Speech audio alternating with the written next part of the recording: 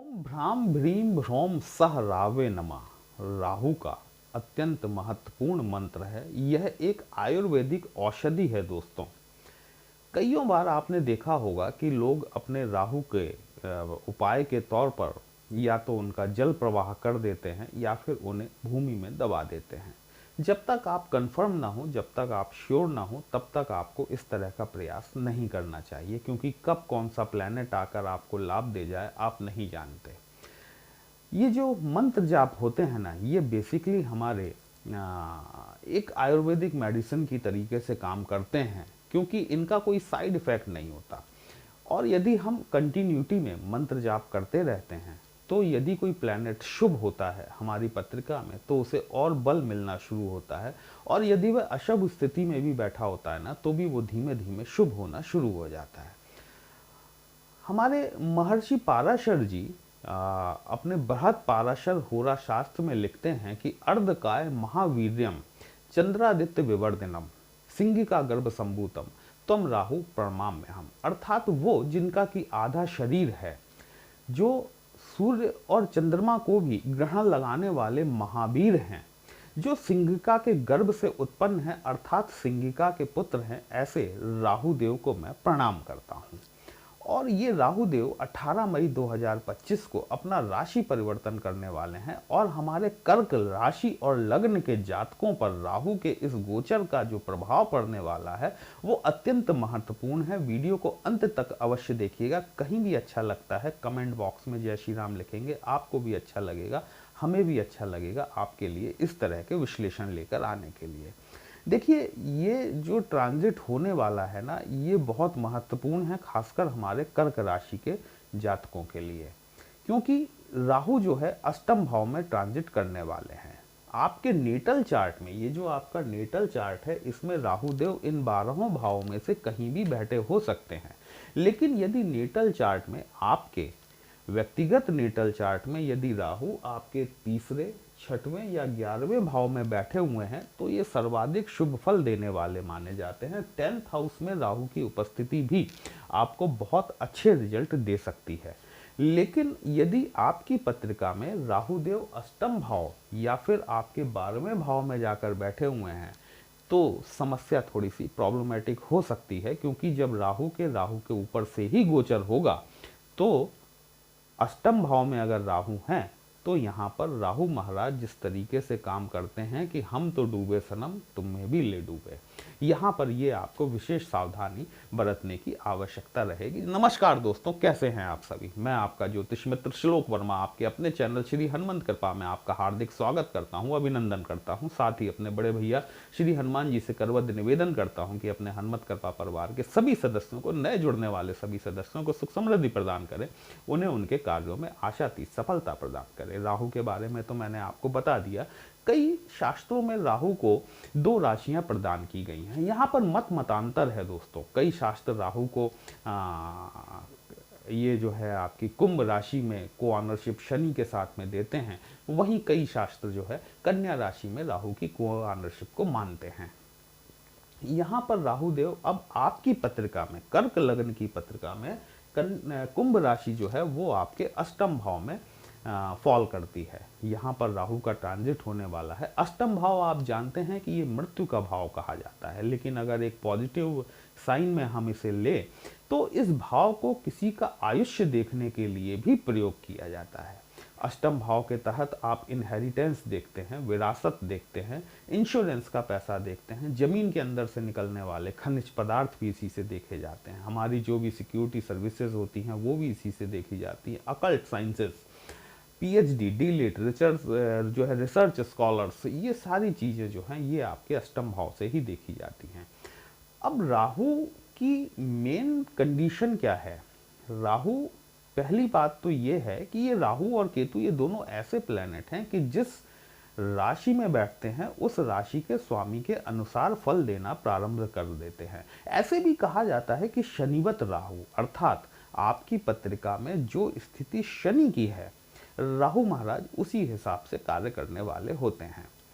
अगर आपके जन्म के समय में आपके नीटल चार्ट में राहु देव अगर शुभ स्थिति में बैठे हुए हैं, क्योंकि नक्षत्र देखिए, सभी प्लैनेट्स को तीन तीन नक्षत्रों का डिवाइडेशन किया गया है। जब आपका जन्म होता है वहां से नक्षत्रों की काउंटिंग शुरू होती है और फिर नक्षत्र बेसिस पर राहु देव की स्थिति आपके चार्ट में किस प्रकार की बनती है। हो सकता है कि राहु देव की स्थिति नक्षत्र बेसिस पर जाकर आपके लिए शुभ बन गई हो, तो आप सिर्फ ये देखकर कि राहु के उपाय कैसे करें, हो सकता है कि आप अपने किसी अन्य प्लेनेट की दशा अथवा अंतरदशा से परेशान हो। लेकिन चूंकि राहु केतु शनि नाम से बदनाम है, तो लोग क्या करते हैं कि राहु महाराज के उपाय पहले कर लेते हैं। ऐसा नहीं करना चाहिए। लेकिन अष्टम भाव में जब ये राहु महाराज जाएंगे ना, ये थोड़ी सी एक कर्क राशि के लिए प्रॉब्लमैटिक सिचुएशन होने वाली है। यदि राहु आपकी पत्रिका में शुभ स्थिति में है तो राहु महाराज आपको बहुत बढ़िया लाभ करा सकते हैं, क्योंकि अष्टम भाव छुपी हुई चीजों का भाव है, ये गुप्त साधनाओं का भाव है, ये रहस्यों से भरा हुआ पाताल का भाव है। ये आपके टेबल के नीचे से होने वाली इनकम को भी रिफ्लेक्ट करता है। ठीक है, यदि आप कर्क राशि और लग्न के हैं जिनके की राहु उनकी पत्रिका में शुभ स्थिति में बैठे हुए हैं, आप माइनिंग फील्ड से हैं, आप पेट्रोकेमिकल फील्ड से हैं, आप यदि रिसर्च फील्ड से हैं, यदि आप तंत्र मंत्र से भी जुड़े हुए हैं, तो आपके लिए ये एक शुभ वक्त हो सकता है। राहु को 3 दृष्टियां प्राप्त हैं, गुरु के समान ही राहु महाराज को 3 दृष्टियां हैं, 5वीं 7वीं और 9वीं दृष्टि। देखिए, राहु की जो 5वीं दृष्टि पड़ेगी ये आपके 4th हाउस पर पड़ेगी। 4th हाउस यहाँ पे राहु के मित्र शुक्र की राशि फॉल करती है। यदि राहु आपकी पत्रिका में अच्छी कंडीशन में बैठे हुए हैं, 18 मई 2025 से आप ये मानकर चलें कि दिसंबर 2026 तक राहु महाराज आपकी सुख सुविधाओं में वृद्धि करने वाले हैं। अष्टम भाव से आपको सपोर्ट करेंगे, इनहेरिटेंस है, यदि किसी विरासत की आप प्रतीक्षा में हैं तो ये मिलकर आपको अकस्मात चमत्कृत कर सकती है। आप कोई बड़ा भवन, भूमि या वाहन लेने की तरह अग्रसर हो सकते हैं। यहां पर राहु महाराज की जो 7वीं दृष्टि है ना, ये आपके 2nd हाउस पर पड़ेगी, द्वितीय भाव पर। 2nd हाउस आप जानते हैं धन, वाणी, परिवार का होता है, यह आपके मुंह का होता है। आप जो खाद्य पदार्थ लेते हैं वह भी आपके 2nd हाउस से ही देखा जाता है। यहाँ पर जब आप जानते हैं कि जब राहु ट्रांजिट करते हैं तो उन्हीं के साथ केतु महाराज भी ट्रांजिट करते हैं। केतु, जब राहु का गोचर अष्टम भाव में होगा तो केतु का जो गोचर है वो आपके 2nd हाउस में होगा। केतु का डोमेन बहुत बड़ा है दोस्तों, यदि हम उसको भी इस वीडियो में शामिल कर लेंगे तो वीडियो बहुत लंबा हो जाएगा। तो यहाँ पर हम आपके लिए एक सेपरेट वीडियो लेकर आएंगे केतु से रिलेटेड। देखिए, इस बार कर्क राशि के लिए बहुत महत्वपूर्ण परिवर्तन हुए हैं। जैसा कि मैंने आपको आपके गुरु के राशि परिवर्तन के बारे में बताया था। देखिए, गुरुदेव बृहस्पति जो है ना, ये आपकी पत्रिका के 12वें भाव में गोचर करने वाले हैं। मुझे कोई विशेष मतलब कहना चाहिए कि प्रसन्नता नहीं हो रही है। यदि मैं आपको, मेरा उद्देश्य जो है वो सिर्फ आपको भविष्य में होने वाली घटनाओं के प्रति आगाह करना है। जैसा मैंने 12th हाउस में जब गुरु का ट्रांजिट हुआ, तो ट्रांजिट होना है 14 मई को, तो वहाँ पर आपको क्या सावधानियाँ बरतनी चाहिए थी, मैंने उस बारे में आपको बताने का प्रयास किया। कुछ दर्शकों को बुरा लगा, क्योंकि उन्होंने जिस प्रकार के कमेंट किए वो, उससे मुझे महसूस हुआ कि शायद उन्हें बुरा लगा। देखिए, हर अच्छी बात तो बताने वाला हर चैनल है आपको, जो आपको सारी बढ़िया बढ़िया बातें बताएगा, आपको करोड़पति बनवा देगा, अरबपति बनवा देगा। लेकिन कोई व्यक्ति ऐसा भी हो जो आपको वास्तविक रूप से जो परिस्थितियां आपके साथ में घटने वाली हैं उसके बारे में आपको जानकारी दे सके। गुरु आपके 12वें भाव में बैठेंगे, वहीं पर राहु की 9वीं दृष्टि भी पड़ेगी। यहाँ पे राहु के मित्र बुध का घर आता है। राहु महाराज 12th हाउस, आप जानते हैं कि 12th हाउस आपकी विदेश यात्राओं को दिखाता है, विदेशों से होने वाले लाभ को दिखाता है, आपकी आध्यात्मिकता के क्षेत्र को दिखाता है।